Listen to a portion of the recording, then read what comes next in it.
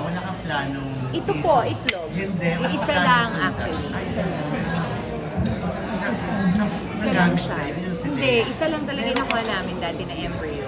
Nandun lang siya, so on standby for, you So, know. plano nyo pa rin sundan? Basta pagdasal na lang po natin kung ano ang best ni God for us. Kasi ang hirap magsabi. Sorry, inom lang ng tubig. Excuse me po. No, just to answer his question, it's so hard to discuss very personal things, especially when it is honestly beyond your control. Because even if it is science, it is still, in my opinion, the grace of God at work.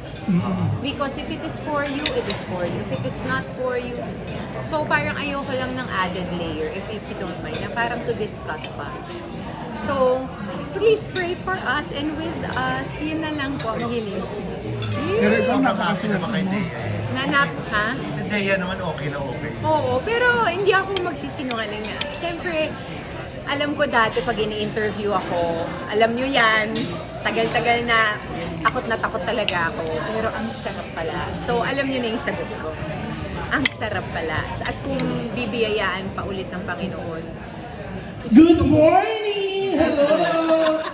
Tamang-tama nag-i-interview na kayo kay Isa. Kasi 1 p.m.